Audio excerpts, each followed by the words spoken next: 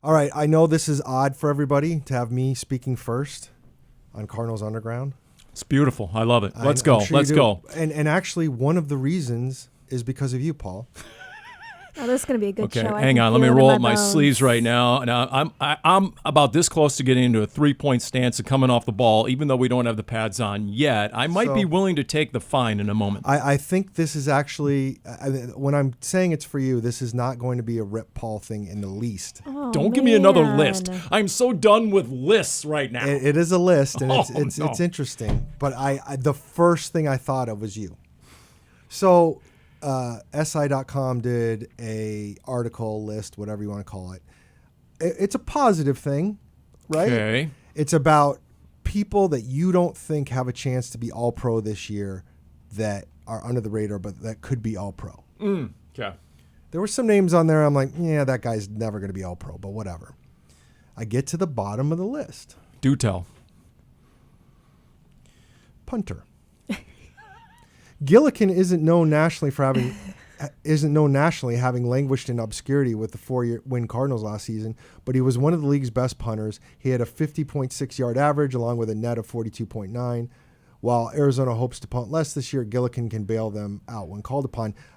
Awesome. Sure. He could be all pro. Unfortunately, it says Andrew Gillikin. No. Arizona Cardinals. Okay. So in one way, they praised him, and the other way, they completely missed Blake Gillikin, who is the Cardinals punter currently. Andrew. Can you screenshot that, send it to me? And absolutely, Paul. That's is that to like put a chip on his shoulder of like they can't even get my name right? I'll show you I'm an all pro.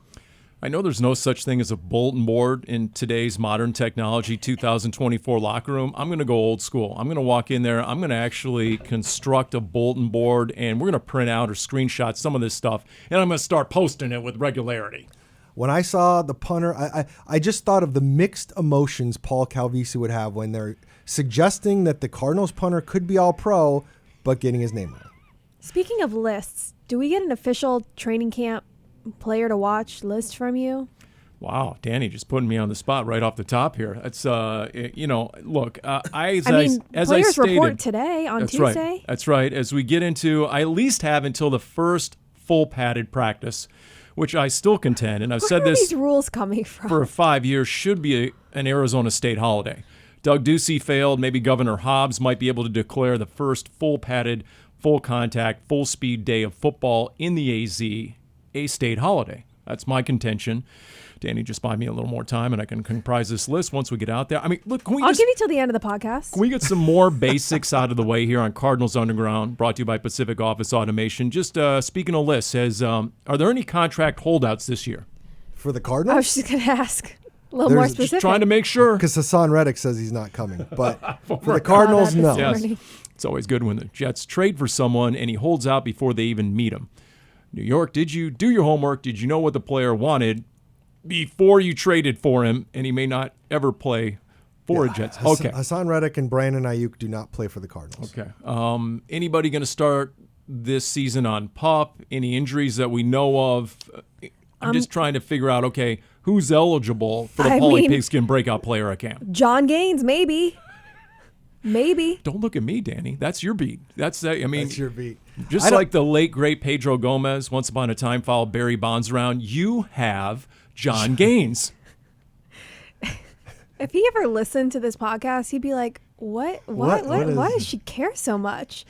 Dani needs her own mic with her own mic flag, the John Gaines Report. That's right? what she That's needs my out update. there. Just a date. Yeah. I'm going to start a burner account, and the name of the burner account is just going to be, did John Gaines practice today? And every day I'm going to tweet no until it's yes. I love it. I would not expect anyone to start on PUP or anything. I mean, everybody was participating when the team was last together before their break. So unless something has happened in that time. Well, and let's face it, there were two late season ACL injuries, and neither one of those guys are on the team anymore, Jonathan Ledbetter and DJ Humphries. So obviously that's not a concern. It's true. You're right. Mack Wilson recently said that he was fully healthy and ready to go. I'm assuming Kaiser White will be.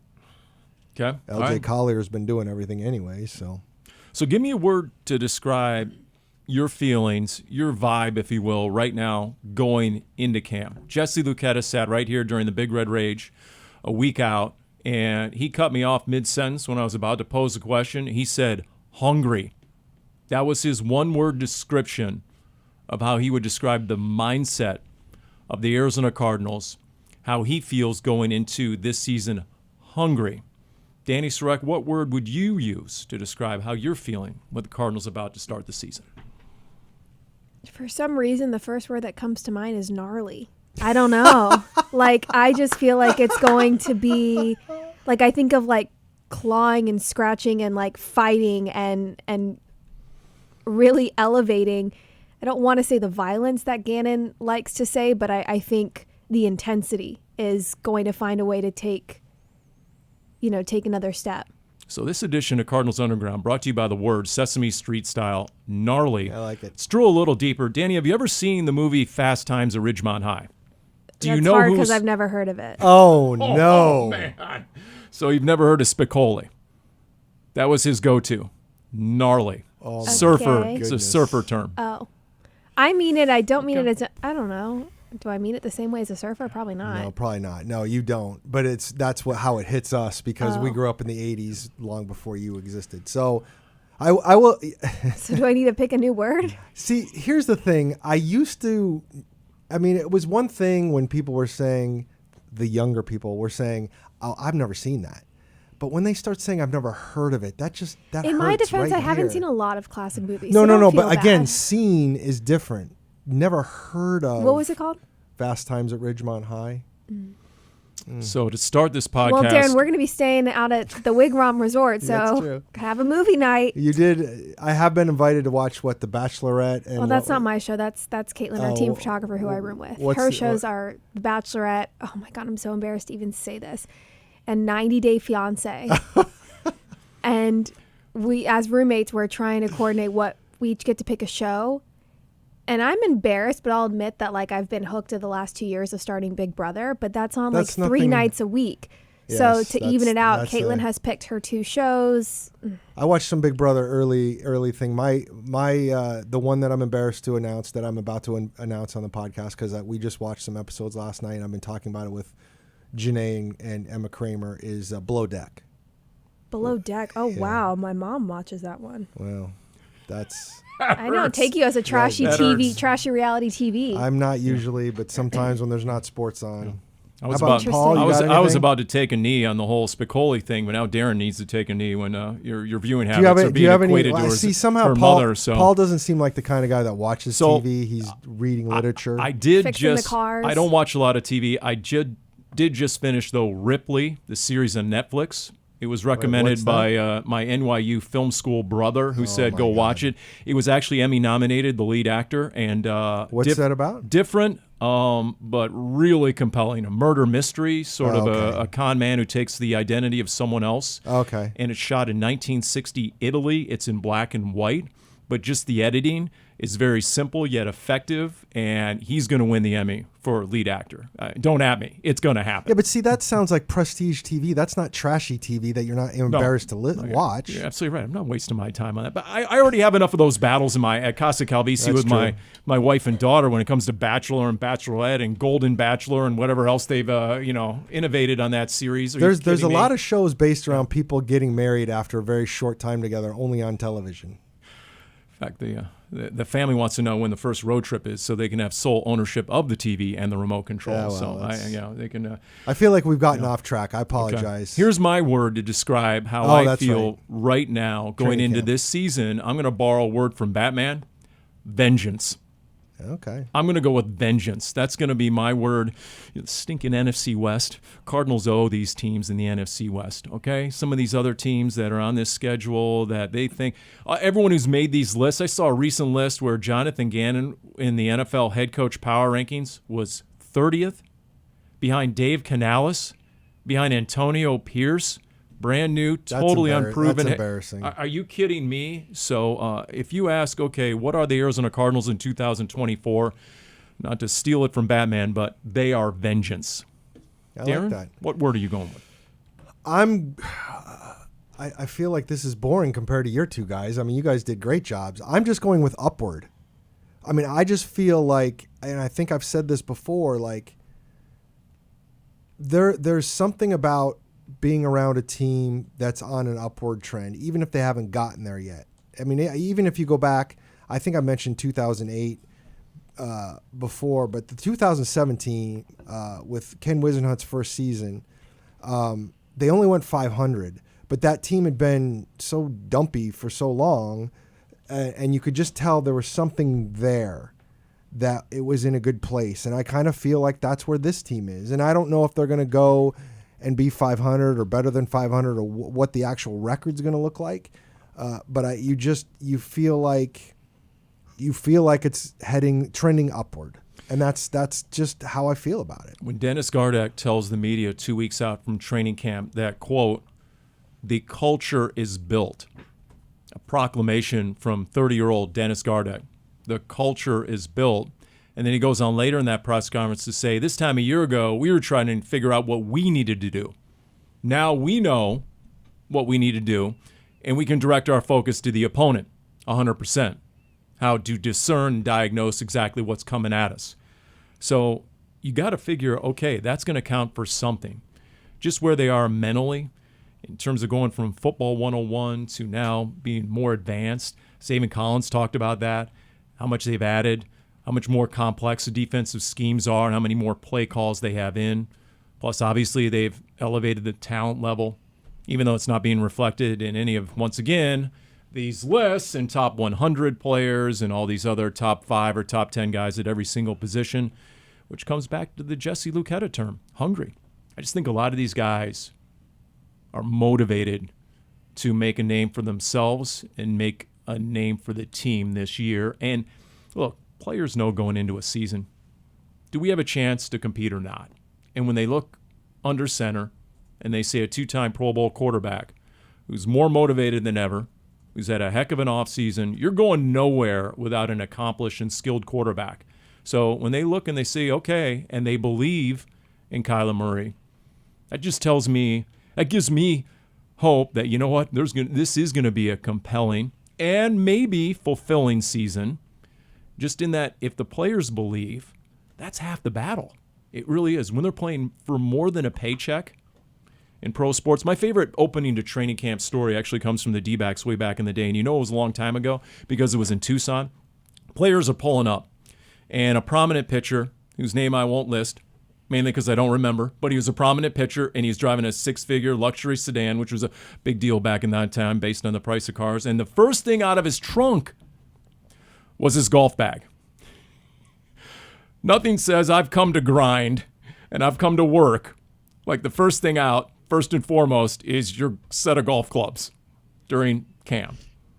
And to hear Will Hernandez talk about it, they've, quote, weeded those guys out. They have cleansed those guys from this roster, and I think we can all look at each other and say, yeah, there was a decent percentage of guys who checked that box. I will also say that spring training for baseball players and training camp for football players is slightly different. A little bit. It's just the visual, I guess. That's true. You know what? If you're going to bring your golf clubs, maybe not do it when you know all the cameras are around. Darren is saying that because the first thing he's going to unpack from his car at the resort later this afternoon is his pickleball paddle. Exactly. I don't have a pickleball paddle, unlike some people in this room. I packed mine. We were staying right by the tennis courts last year. You sure you guys know where to go and everything? Because everything really is new around the organization, around the team, correct? Do you need I'm more comfortable around the wigwam and knowing what I'm doing than maybe our own building where we've had so many new people. You're using Google Maps to get around the building? Is that what you're saying? No, we know our way around the resort pretty well. Yeah. Just, it does feel, I mean, look, you replace the head coach, you replace the GM. You've had massive turnover. You have a 12-player rookie class. You have 3 more undrafted free agent. I mean, what are there? 4 teammates from when Kyler Murray was selected number 1 overall in 2019. Is it even that high? It's Gardeck. Buda Baker? It's Jalen Thompson, Buda Baker. Aaron Brewer. That's right. Okay, 4. So think about that. Think about in the 4 draft classes, from the previous GM leading up to Monti Ossenfort, there are half dozen Cardinals left, and I'd say 2 of those guys are in the crosshairs of they need to ball out to make the final 53 this year. So there has been a complete, quote, cleansing of the roster in more ways than one. Well, I had somebody bring this up to me the other day about how much change. Inevitably, when you get a new coach, you're going to have change. When you get a new GM and a new coach, you absolutely are going to get change. So some of that was going to be inevitable with everything else going on. But I do think the idea of what Monti Ossenfort did was basically ripping this house down to the studs and rebuilding from scratch.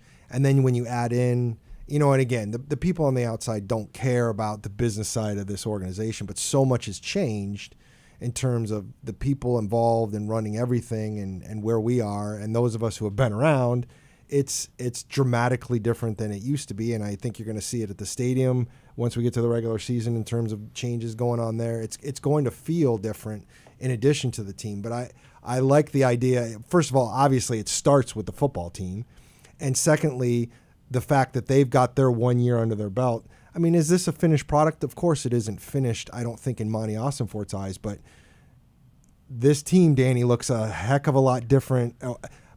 This team looks a heck of a lot more what Monti Ossenfort and Jonathan Gannon wanted now than it did this time last year. Absolutely. And even the end of last season, it was a closer look into what they wanted because, by that point, this time last year, there were multiple players on the roster that were traded or cut before the final 53. I was looking at some pictures the other day of training camp. I'm like, can't use that. Right. Isaiah Simmons. Oh, that's right. Yes. So I do think when, Paul, you were mentioning the fight that this team has and having the belief in the culture, that was tangible last year when you're talking about, sure, a 4-win team, which is why I take a lot of these lists, like having JG so low on that coaches list is, okay, a lot of the national media, and understandably so, they're going to look at a lot of the records. Okay, 4-win team. I can't necessarily blame them. However, if you really look at the 4 wins and some of the losses, mostly the second half of the season when Kyler came back and then kind of got his feet wet, it was a completely different team. I agree. I don't think that this is the finished product. I think it is a huge jump from last year when you're talking about the type of people, the type of players, what has been installed already. I think the offense is pretty close to what they're going to want. To me, that feels set in stone. It's really the defense and becoming more cohesive in that sense. But when you are in this transition phase, which is longer than a year, a transition phase is closer to 3 or 4. You can't, change every single position and everything in 1 year. But I do think it's impressive the changes that have been set in a calendar year from where we were this time last year with the players that were drafted, players brought in free agency, and not just bringing in veterans because, they are experienced, bringing in the right type of veterans that fit with the scheme and the other players that were already here. Every move that's been made has felt very intentional. Everything you guys just said can be summarized by my marketing slogan, a 2023 dip for a 2024 rip. And by the way, when you talk about change, let's not forget, at the end of training camp, they cut their starting quarterback. That was another picture that I noticed the other day. I'm like, oh my God. I said to my wife last night, I'm like, it's hard to believe we went through the entire training camp last year with Colt McCoy as the starting quarterback, and then he was gone. Jeez, that wasn't even what was top of my mind. I was looking through, I was having to help out something for media relations in terms of interviews from last year and looking through all the pictures and videos I did. I'm like, no exaggeration, probably 95% of the interviews or pictures I have are players who are no longer here. Yes. So, and look, if I was trying to coach Craig Grialou up, on this season. He needs it. And I was just telling him, he's like, okay, so, what's your top storyline? And I said, well, I think it's pretty stinking obvious. What can wide receiver 1 do for you in your offense? We've gone too long without talking mandatory Marvin, which I'm going to go with this year, by the way. Mandatory Marvin. Always going to have to be something about Marvin Harrison Jr. Let's not forget that nobody got less out of the receiver position a year ago than the Arizona Cardinals offense. There was a stretch mid to second half of the season where they had a 4-game stretch where receivers had 11 catches on 33 targets. Think about that. Now, all of a sudden, if Marvin Harrison Jr. is that dude, if indeed he is poised for a Jamar Chase-type rookie season, Justin Jefferson, and then all of a sudden Greg Dortch, nobody talked more about an offensive player, a returning offensive player, than the buzz Greg Dortch got. If he can be that effective like he was in the final few weeks of last season, and then Michael Wilson and Zay Jones, et cetera, just if you can be middle of the pack and then add that to a top 5 run game, just what can that do for your offense? And that was basically the question I asked Kyler Murray at the end of his press conference not too long ago, and he didn't even necessarily answer the question other than to say that Marvin Harrison Jr. is that guy. That was his answer. It's not a question mark to him. Marvin Harrison Jr. is wide receiver 1 already to Kyler Murray. Well, now, we all need to see it. He needs to prove it, obviously. But he does need to prove it, but, I mean, you can't spend the 4th pick on a person and not have him be that guy. I mean, even if you look at the quarterbacks picked ahead of him and whenever they end up playing, you're picking him that high. I mean, your intent is that he's going to be QB1, and Marvin Harrison better be wide receiver 1, and Joe Alt better be left tackle 1, and all these guys that went top 10. That said, I do think because of his lineage and because of the way he operates, I think he has a really good chance to make that kind of impact. My question is, and I know we've talked about it before, but like, does he have to hit certain numbers for you to feel like he is that guy, or is it going to be the eye test more? Like, if he has 980 yards receiving and 10 touchdowns, can he still be that guy? Well, the 10 touchdowns. I mean, almost 1,000 yards receiving in a 17-game season. Yeah, that's good. Pretty good. But if it's 10 touchdowns, then absolutely the numbers matter. Well, but I'm more inclined to the eye test. I'm more inclined to how defenses respect him, whether yes. they take all that double coverage that Trey McBride saw the second half of last season. All of a sudden now it gravitates towards Marv. Well, don't forget that what 1,000 yards over 17 games is 62, 63 yards a game. It's not. If Marvin Harrison gets 60 yards a game, you're not going to be like, whoa.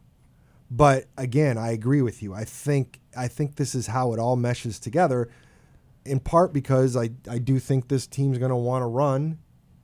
And the other thing, you mentioned is the defense isn't quite there, Dani, and I'm thinking to myself, that is another reason why you might want to run the ball and hold it a little bit more to keep that defense off the field. I think it's a combination.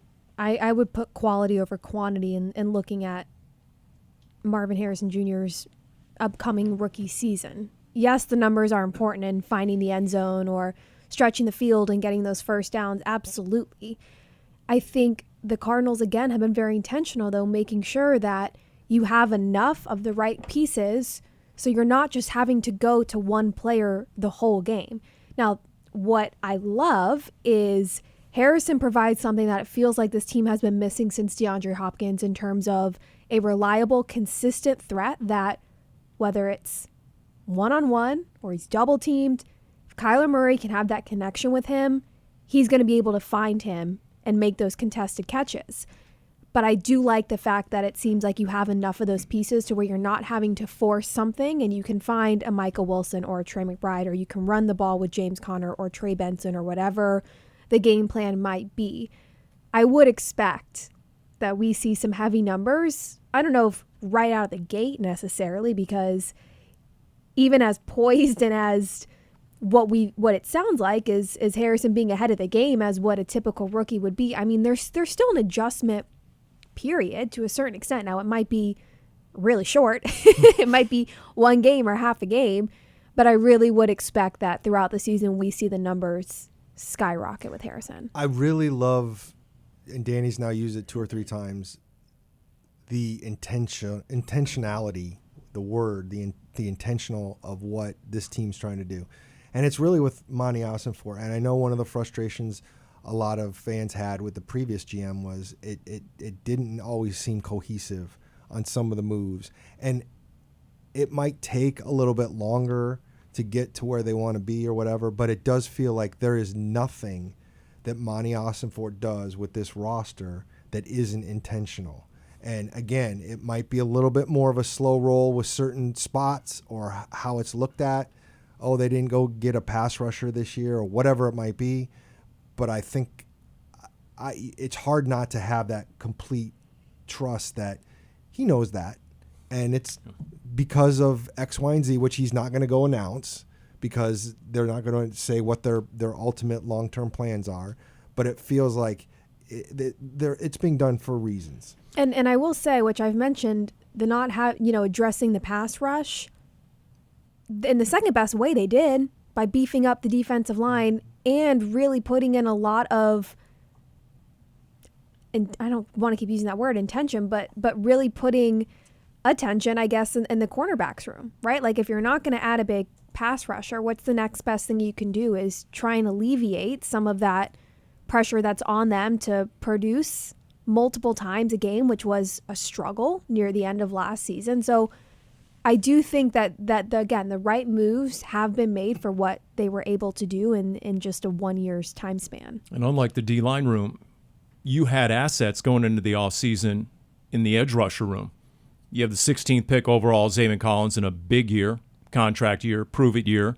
You have B.J. Ojulari, a high second-round pick from the year before. So you do have capital invested into the outside linebacker That's true. room. That is true. Unlike, so, look, to your point about the previous methodology, we will, from the previous GM, too often there were freaks taken in the first round who didn't necessarily have a position. Dayon Buchanan, Isaiah Simmons. There were certain players who were drafted, Hassan Reddick, freaks, great measurables, could test through the roof, but where did they play? Did they fit this system? What exactly, and so you're right, there does seem to be an absolute knowledge of what they want, who they're targeting, not only the sort of player, but the type of mindset. Every one of these players, would you guys agree or disagree? Almost every single player has this similar mindset, this all-ball mindset. You don't get a bunch of guys running their own social media accounts and worrying about their own brand and their line of clothing. Most of these guys are here to put their hand in the dirt and try and rip someone's face mask off. And that's the sort of player they're looking for. And to get back to the whole Marvin Harrison Jr. thing, that's how he's being described. They had to back him off his own workload away from the facility. And Dani, you mentioned DeAndre Hopkins. I stumbled onto this recently. In 2021, Kyler Murray's last Pro Bowl season, according to Pro Football Focus, he threw 41 big-time throws in 14 games to D-Hop. That was second most behind Tom Brady, who had 42 in 17 games. So if all of a sudden Marvin Harrison Jr. is that deep threat, is that dude, akin to a DeAndre Hopkins that Kyler Murray had the last time he was a Pro Bowler, which, by the way, they started 7-0 and they 10-2 because what else did they have? A top 10 run game with James Conner's Pro Bowl season. That, to me, is one of the most compelling storylines of this year. And I don't mean that as comparing players, especially. That's not fair, especially Harrison hasn't even stepped foot on an NFL field. Besides, we got to compare Marvin to Larry Fitzgerald. I mean it as you have the size and the strength, and you have the dexterity, and you have all those skill sets that was very clear were lost when DeAndre Hopkins was not on this team. That's what I mean when I say that's what it feels like having Harrison on this team. That's fair. I've had to go through some of the games, and I started with late last season, right, as I'm getting ready to go all Paulie play-by-play and make everyone appreciate the top 5 play-by-play announcer on the planet that Dave Pasch is, because he makes the look and sound easy, and I most definitely do not. And so I'm going through some of these games, and you forget that the Cardinals offense in the loss against the Niners, 45-29 in the second half of the season, the game where they ran for 234 against the NFL's number 1 ranked run defense, where Fred Warner after the game was like, I don't know what happened. Okay, the number 1 linebacker in the game, and he had no clue. In that game, the Cardinals had 436 yards of total offense. Do you know how many yards receiving the receiver room had? 20. They had 4 catches on 13 targets. What week was that? For 20 yards. That was week 15. Hollywood was hurt at that time, right? There was a stretch, I remember, where it was like 2 or 3 games where the leading receiver was a running back or a tight end. Yes. And so think about that. You had 234 on the ground. Trey McBride had over 100 yards receiving in that game. You got jacked to the squat out of your receiver room, and you still put 436 yards of total offense. Again, coming back to my original question, what can wide receiver 1 do for you in this offense? To me, that's what's intriguing, is when it's truly a balanced offense, and you can be what you need to beat an opposing defense, which I think the Cardinals coordinators proved. Look, that's the other thing that's a complete unknown. How much better did the first-year coordinators get from a year ago going into the season? How much better do they know the division? Okay, Sean McVay. All right, because in these head coach rankings, Kyle Shanahan and Sean McVay are top 4 or 5 in every single ranking. And they've earned it. They've absolutely earned it. I think we all have that respect for the division opponents. So I find those sort of anomalies in the numbers just to be really intriguing when you look at last year and you come into this year. In fact, here's another list, and then I'm going to be done with this. NFL.com, the biggest single challenge for every team going into this season. What is it for the Cardinals? You tell me. You guys take a guess. What did NFL.com assert is the biggest challenge/threat that might undermine every team? When it comes to the Cardinals, it would be? The pass rush? Cornerback? D-line. Oh. They listed D-line. Okay. Just based on because it's so many new faces? The inability to stop the run in 2023. Yes, all the new faces, money invested, first-round rookie. I can't be upset with that. I think that's totally valid. So, I mean, you go into that. You look at the Eagles win from a year ago. Not only did they come back from 21-6 down at halftime, but they gave up a lot of rushing yards and still found a way to win that game. So, again, to me, the question on offense, what happens if you add that receiver? The question on defense, what happens if you're at least middle of the pack in run defense? Well, and not only did they improve the quality of the defensive line, I feel like they have more. There's numbers. It's quality and quantity that they attacked, to the point where I'm going to be curious to know how many guys make the 53-man roster and who they might be. Because if you go and take the tack that you did last year, there's probably going to be at least one veteran that isn't on the 53. I mean, what do they normally have 5 active on game days? So you're probably going to want 6 on the roster, I would think. At least. Yeah. I mean, if you're going Bilal Nichols and Justin Jones, first team. Second team, Darius Robinson, L.J. Collier. And then Dante Stills and Roy Lopez. Kyrie's Tonga, who they brought in? Yep. That's what I'm saying. Like, the numbers say somebody's... Ben Stilley, who was here last year. Yeah. I mean, again, you have the practice squad ability, and you can have veterans on the practice squad, but you're also cutting somebody. But again, this goes back to what? This goes back to when you start building a roster, this is exactly what you want. You want, hard decisions when you're cutting the roster, and you want guys that, quite frankly, have a chance to get picked up somewhere else if you get rid of them, because it means you've got really good players. Now, I know, we know all these people because we're around this team and we see it. The casual fan is going to go, they're going to hear 3 or 4 of those names and go, okay, none of those guys are Aaron Donald. But again, I feel like with what we saw from the defense last year in terms of how Nick Rallis approached it, it really feels, and please correct me if I'm wrong. I'm waiting to. But it feels like the way Gannon and Rallis want to operate this defense, you want playmakers, but it feels like they put together a defense that is usually the sum is greater than the parts type thing. I think it's a good way to put it. Well, and honestly, it better be, because you don't have a lot of name players on this defense beyond Budda Baker, right? So, speaking of the man of mystery, as I've dubbed him, Mack Wilson Sr. Does he know you've dubbed him this? Absolutely not. No, and he will not know. Capiche? When he's talking about how he is an unknown, that people around the league have no idea what he can do, that he had to tell Coach Belichick once they had massive injuries in New England late last season, hey, hello, I can pass rush. Give me a shot. Put me in, coach. I can play. And then he got his shot, and he had 3 straight games with a sack. And Kyle Vanden Bosch on the Red Sea Report, 3-time Pro Bowl edge rusher, talking about, hey, his film's legit. When Kyle Vanden Bosch took a closer look at Mack Wilson Sr., so to me, I'm really intrigued. We talk about pass rush, right? And the obvious dire need. You got to get more sacks. You got to get more pressures. Okay, B.J. Ojulari, Zaven Collins, Mack Wilson Sr. I'm really curious. And we won't know in August, but when we get to September, how are they going to use them? I think that's fair. I think that's exciting. What's realistic? How often do you see him stacking the box or coming off the edge or blitzing? You know what I mean? Like it is an exciting threat and aspect that he brings to this defense. What is realistic of what you would expect to see him rushing the passer in a game? What I was writing that story the other day when after he talked to us, talked to the media. I find it interesting that if you go backwards, 23, 22, 21, the last 3 years, he played 27% of the defensive snaps in New England, then 21% the year before, and then 21% the year before in Cleveland. It's not like he's played a lot of defensive snaps. And I think the number jumped a little bit because of the pass rush thing, because of the injuries. He's going to be asked to play a lot more on defense. He did start as a rookie in Cleveland and played a lot of the defensive snaps, but after that it fell off.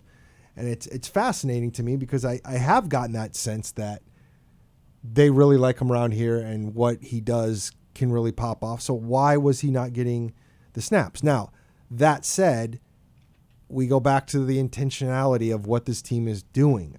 I feel like they're going and getting players that might very well pop in their system more than any other system, perhaps. And I feel like, Kaiser White was a little bit, and people knew Kaiser White, but I think he fits so well in what they were doing last year. And Mack Wilson feels like another one of those guys who are like, okay, you haven't really heard a lot about him before he gets here. He's right. Not a lot of people have heard about him. I know I hadn't. And but I like the idea. It's okay if you have a chip on their shoulder, but there is a little bit of self-awareness there where, like, he understands why people haven't too. So, and here's his quote. I just knew I always had it athletically, talking about rushing the passer. I can bend. I can do a lot of things people don't know. I feel like I can't be stopped, especially on the edge. If I get a good get-off, it's wraps. But his body type, to answer your question, why wasn't he given an opportunity? I think there's a little bit of the Hassan Reddick-itis, if you will. Yeah. They look at his body type and they say, oh, you're an inside linebacker. You're not big enough to play the edge. And, of course, once they put Hassan Reddick back to the edge, where he was an All-American at Temple, look out. He ended up, having a Pro Bowl caliber season. I'm not projecting double-digit sacks from Mack Wilson Sr., but on a team that needs various threats, where it could be wide open to compete and get into a rotation to rush the passer, B.J. Ojulari, Dennis Gardeck, Zaven Collins, and Mack Wilson Sr., I could easily see that. And Zaven Collins has talked a lot about how much they've used him at outside linebacker, not rushing. They like Zaven Collins a lot in the things he does as an outside linebacker, not rushing the passer. So his rushing the passer numbers might never be gaudy, but it's because they like doing other things. And again, when we talk about Zaven Collins, we talk about Mack Wilson, we talk about all these people, it seems like it's a cliche when coaches talk about the versatility, but man, Nick Rallis really puts it into, actual action on the field. Well, and again, if they have a 6'6" playmaking tight end, who's checking that guy? That's always the toughest matchup for any defense. Who's running with an athletic 6'6" tight end? Oh, sorry. And Zaven Collins. We have said his name more this podcast then. Zaven Collins is athletic enough. There was a reason why he's taken 16th overall, that he's pretty decent in coverage. Yeah. He's made his share of plays in coverage, both on backs and tight ends. So, to your point about Nick Rallis, yeah, I could see that as his job assignment. No doubt about that. All right, so look, you're going into this camp, Dani, and what other aspects are you looking at early in this camp? What other storylines do you think people are sleeping on that you're waiting to develop when you get out there? If we're going to say sleeping on, that means I can't say cornerback because that is low-hanging fruit. Oh, we're all about the low-hanging fruit I would probably say, if you want like a sleeper story, is the running backs room and what that is going to shake out to look like. They liked Michael Carter. That's a good one. Who is physically and I think his skill set different than a James Conner. You bring in Trey Benson, as a higher draft pick this year, who is more similar to Connor. You still have Amari DiMercato, who looked pretty good in the opportunities he had last year.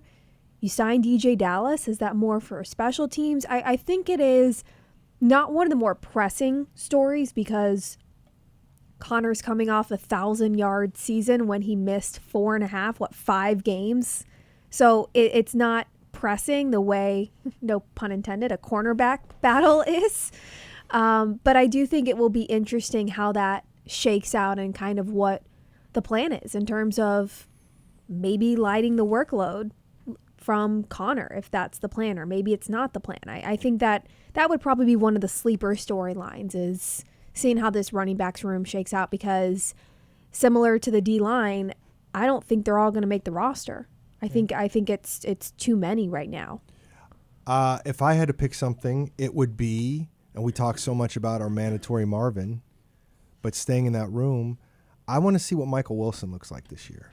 I think Michael Wilson played really well when he started getting his feet underneath him, and especially once Kyler Murray came back and they started getting that.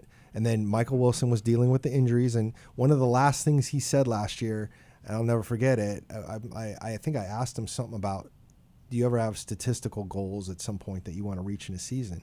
And he said 17. I want to play 17 games. Now, if he stays healthy, I love his mindset. I don't think you're going to find a guy that works harder than he does. He spent a ton of time with Kyler this offseason trying to get that chemistry. You're going to have Marvin on the other side that people are going to have to worry about, and they're going to have to worry about Trey McBride.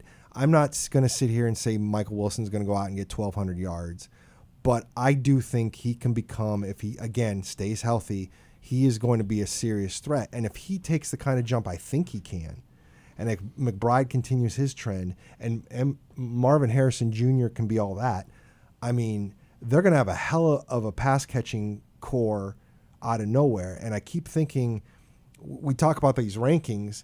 I mean, the Texans at this time last year, we're all counting on them being so bad that the Cardinals are going to get the number 1 overall pick. And if you look at all the rankings before last season, they were nowhere, including the receiving core. And now, if you go look, I think some recent ranking had their receiving core. Now, they did get Stephon Diggs in addition, but has the receiving core like the third best in the league.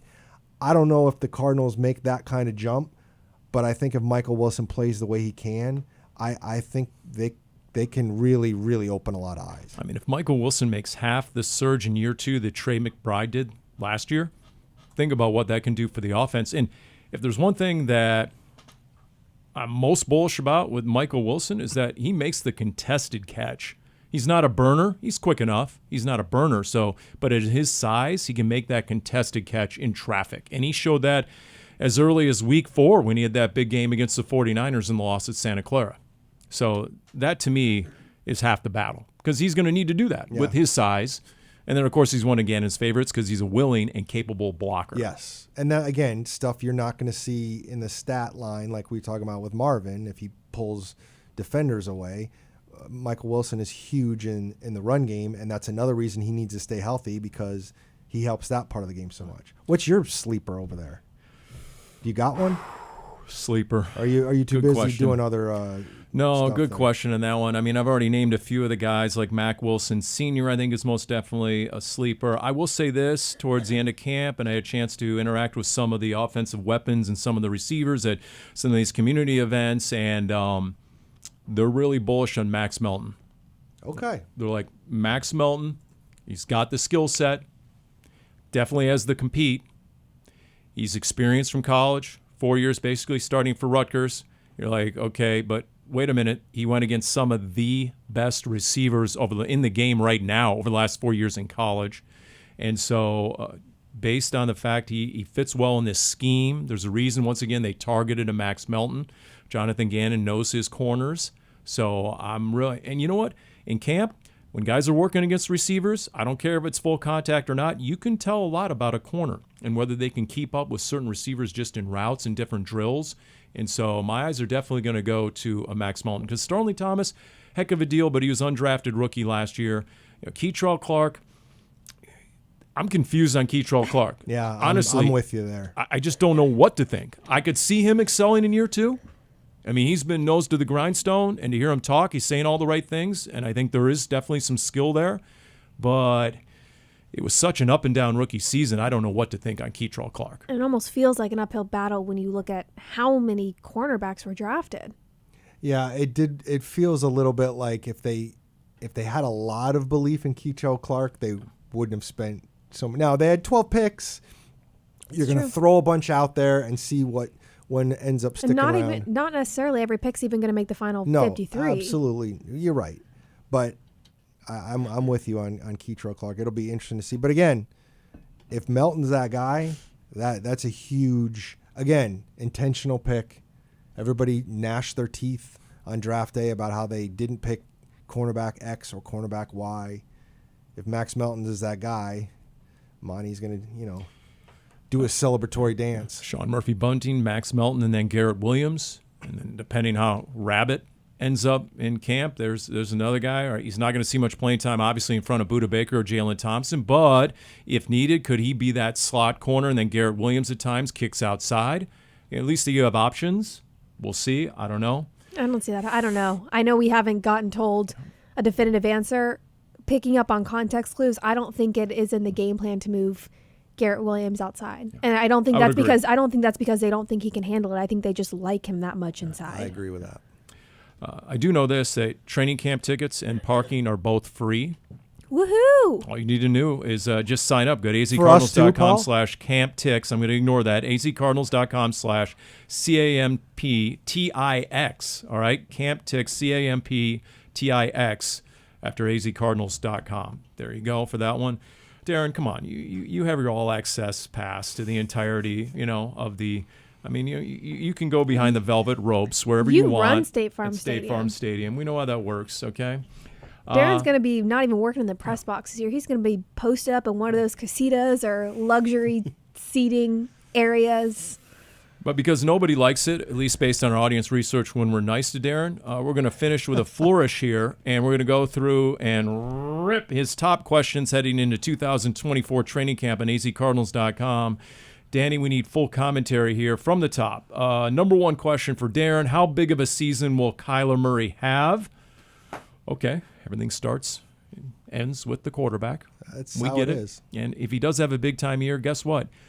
You can have a lot of flaws, but a Pro Bowl caliber quarterback can cover up and erase a lot of shortcomings. Sure can. On a lot of teams. We've seen it over the years. Aaron Rodgers has done it with a bunch of nobodies in the receiver room. Patrick Mahomes just did it with one of the worst receiving groups the entirety of the regular season. Just went repeat on a Super Bowl title. So I don't think we get much argument on that. Number two, what is the immediate impact of Marvin Harrison Jr.? Okay. And you mentioned Larry Fitzgerald, 780 receiving yards in his rookie year. Yeah. You forget he sort of had a kind of a meh, right? MEH. Can I get away with that? Can I get away with that? And by the way, for anybody saying, well, Anquan Bolden was on that team. Anquan Bolden missed the first 6 games Larry's rookie season because of a knee injury. So it's not like Anquan was out there catching every ball. Okay. Who will slide in next to new left tackle Paris Johnson Jr.? Evan Brown. Why exactly have we installed Evan Brown? I feel like you said that same thing last week's podcast. As the clubhouse leader. Because that's what it appears from the lineups at practice. Because everybody loves Evan Brown. Have you listened to these players talking about Evan Brown? Do I need to give you a track record in NFL history of dudes who are just monsters in the weight room aren't necessarily monsters on the field? And you think it would be who? The Isaiah rookie? Adams? See that's where I'm confused. I mean, how the rarity the rarity of what round was he drafted? 3rd. I just feel like the rarity of having an offensive lineman that is ready to come in. I know that around him are veterans, and that makes it a lot easier when you've got someone like Yale DeFroholt next to you at center and first moved to the left side, but he's played there before, and Paris Johnson Jr. now as your left tackle. To me, it just typically pans out to where a rookie offensive lineman does not, A, see the field their rookie year, or B, not until later on, until they can really get adjusted to the speed of the game and getting a little stronger and making sure that their fundamentals are meeting the standards that are required to play in this league. And so I think it makes sense that if you bring in a veteran like Evan Brown, that would be his position to lose right now. His number is 78, and his nickname is Big Mo. And when the Cardinals have an open practice here soon, and they actually get 11 on 11, and when Big Mo is getting first-team reps, I want both of you to tweet it out. I'm just going to leave it right there. I don't think we're allowed to tweet out who's taking first-team reps. That would be a little bit of an upset because he's one of the few guys that is still here from the previous regime in terms of a draft pick. Big Mo. Cornerbacks. Marquise Hayes, everyone. That's another one of Darren's questions. We already covered cornerbacks. We advance. Does Darius Robinson earn a starting role? That's intriguing. Yes, but not in training camp. Meaning not out of the gate. Right. I just think when you look at the depth and Bilal Nichols and Justin Jones and LJ Collier even maybe, I think you're going to see, don't get it twisted, you're going to see a lot of Darius Robinson. I think you're just going to see more of him in the rotation, maybe as a starter when you get later into the season. I don't think he's not capable of being a starter. That's not what I'm saying of he's not going to earn it at camp by any means. I just think he's too far down the depth chart right now. All right, next question from Darren. Top questions going into Cardinals camp 2024. Can the running back room take the rushing game to another level? We covered that a little bit earlier. Michael Carter, so you got thunder, and lightning. It's not thunder and lightning. It's thunder, and lightning when it's James Conner, Trey Benson, and Michael Carter. That's a best-case scenario. We'll see if that comes to fruition. Next question, is B.J. Ojulari the breakout pass rusher the Cardinals need? Cardinals definitely have a need. Is he the guy? We'll find out. He did get our Rex Ryan Award for winning the offseason. B.J. Ojulari for putting on extra weight and muscle and I know you say that, but every time you say the Rex Ryan Award, it's never what I think you're going to say. Ever. So uncomfortable pause here. Here's a name that hasn't been mentioned yet. Tip Ryman. Will he bookend with Trey McBride at tight end? Yes. 100%. There's no doubt. I don't have this.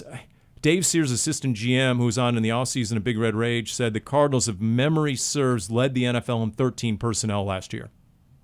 So, yes, Tip Ryman's going to get a lot of snaps. And he's going to question is, will he be part of the passing game? Because if you want a sleeper and you're into the very end of your fantasy football draft and you want someone, you might want to look at Tip Ryman as a pass catcher. Because from all accounts, he was totally ignored at Illinois, and he went to the Shrine game. He's a pretty polished route runner. His athleticism score, once again, I've said it a million times, was ahead of Brock Bowers, and they really like the ease with which he can catch the football in the offseason. He's more of a natural pass catcher than he got credit for, so just keep that in mind for you fantasy football GMs. What does a tandem of Kaiser White and Mack Wilson Sr. provide? Darren poses that question. We sort of covered that. There's no doubt the last 7 games of Cardinals defense wasn't nearly what it was with Kaiser White. We all agree on that one. And then Budda Baker. Can the splash return to the game of Budda Baker? That is a money question right there. Was it? I'm getting the sense you like all my questions. I'm just saying. Was it the offensive game plans avoiding Budda Baker? Or does Budda Baker have something to prove this year? When he didn't have a single interception or a pass breakup? It's just conspicuous by the zeros in those stat columns. He still was one among the team leaders in tackles, even though he missed 4 games. But, okay, what about Budda Baker, in the highlight reel? We didn't see a whole bunch of that last year. And once again, there were plenty of games where he was told, because I was there on the field after the game, and opposing players came up and said, hey, number 3, we weren't going your way. You were the X factor. Our quarterback broke the huddle, said, where's Budda? We're going the other way. Okay. But if now it's not so easy because you fortify the defensive line, you have a pair of stout inside linebackers, all of a sudden the corners are more reliable. All of a sudden maybe you can, if you're Nick Ross, dial up Budda Baker, and he can be more that X factor to get into position to make those plays we all became accustomed to. So I thought that was an apt observation there. Any other questions, Dani, that you put into Darren's mailbag or suggestion box that he ignored or failed to include? I thought this whole point was going to be to try to take Darren down, and all you did was compliment his questions and answers. Well, I was waiting for you to maybe do good cop, bad cop. What? You know, where was the bad cop over there? Don't point your finger at me. You know, I looked at my own audience research. I can't always be the bad guy around here. You know, on These are occasion. things you Everybody need to discuss thinks with I'm me the bad before we guy. start recording so I can be on the same page as you. Don't worry, we'll get into the dog days of camp 2 weeks from now, and there'll be a certain edge. There'll be Oh, everyone will be in a bad mood. That reminds me, so we Yes. can expect your list later this week? I see. So you still won't train any of the negativity on Darren, but here it comes full It's full not blast at negative. me. Okay. All right, so I'm trying to refresh my own memory as to my own protocol. So I'm going to come out, and I think I'm going to go with 3 candidates on offense, 3 on defense, and then we'll narrow it down by the first full padded practice That's fair. as to who your Paulie Pigskin breakout player at camp is on each side of the ball. Fair enough? We are in agreement on that, Dani. Is that good enough for you? I agree. That's good enough for me. I might have to get written approval from Dani on that one. So I just to be sure. Okay, next stop, Cardinals training camp. We'll see y'all from State Farm Stadium. Yes, indeed. Once again, azcardinals.com/camptix, CAMPTIX. On Cardinals Underground, brought to you by Pacific Office Automation.